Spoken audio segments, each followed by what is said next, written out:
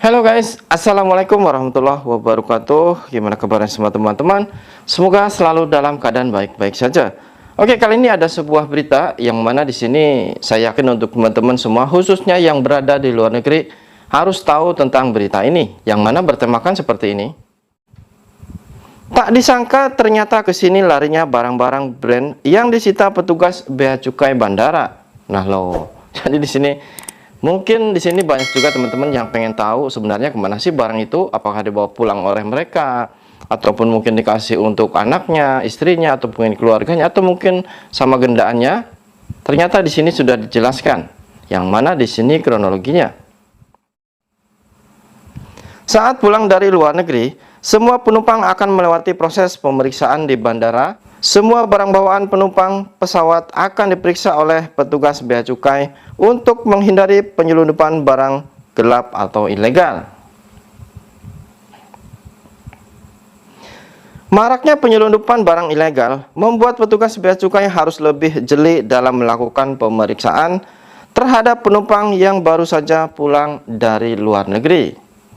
Dari hasil pemeriksaan yang dilakukan, petugas bea cukai kerap kali menemukan berbagai barang brand yang dibawa oleh penumpang pesawat di bandara. Tak sedikit penumpang yang membawa sejumlah barang brand dengan harga di atas batas bebas bea masuk. Hal itu membuat petugas bea cukai harus mengambil tindakan tegas dengan meminta penumpang tersebut untuk membayar pajak sesuai dengan peraturan yang berlaku. Nah, jadi di sini emang sudah menjadi tugas dari bea cukai untuk memeriksa setiap orang, siapapun itu yang baru pulang dari luar negeri. Dan apabila mungkin barang yang dibawa itu melebihi dari kepabean atau mungkin pajak yang sudah ditentukan atau relaksasi yang sudah ditentukan, itu akan dikenakan pajak. Oke, seperti itu nggak masalah ya. Namun yang kadang anehnya, barang murah seperti kasus-kasus kemarin, sepatu 10 juta, pajaknya 30 juta lebih.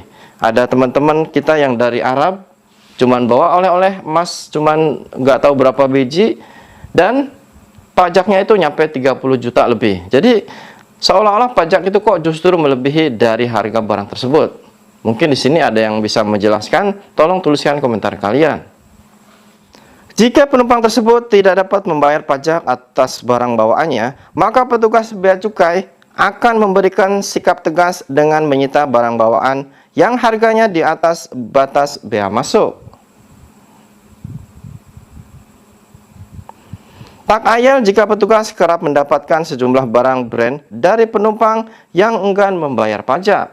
Nah, jadi sudah banyak juga ya. Jadi ada orang yang mungkin membawa barang dari luar negeri dan dia tidak mau membayar pajak, otomatis barang tersebut akan disita.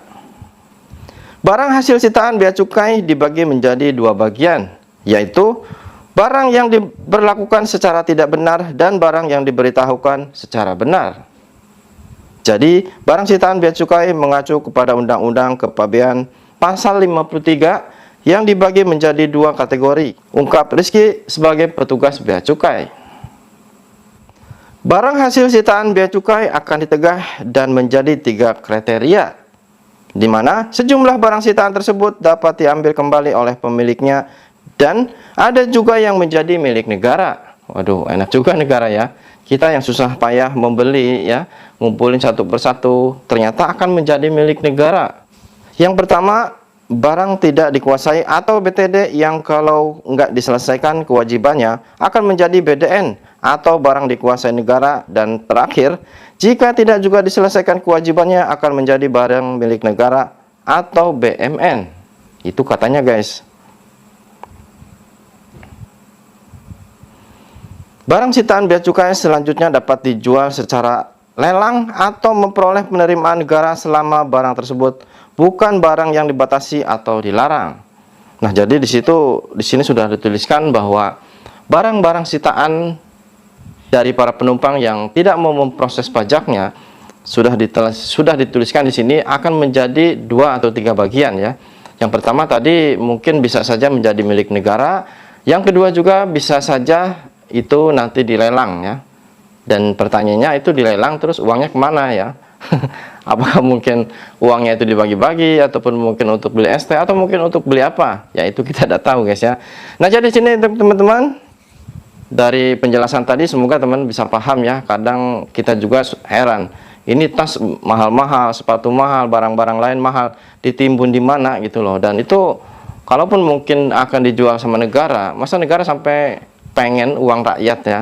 Seharusnya dari negara itu menghasilkan untuk rakyat, justru ini barang dari rakyat diambil oleh negara. Saya rasa ini sesuatu yang kebalik ya teman-teman. Nah, jadi dari penjelasan tersebut mungkin ada kata-kata yang salah ataupun mungkin kurang jelas dalam penyampaian. Saya mohon maaf yang sebesar-besarnya, karena saya hanya mengikut dari sebuah situs berita dan saya yakin berita ini pun diambil dari beberapa sumber. Jadi untuk teman-teman yang mungkin pengen bertanya ataupun mungkin sekedar ingin memberitahu tentang kebenarannya, silahkan tuliskan komentar kalian. Syahroni Saputra, Suara TKI.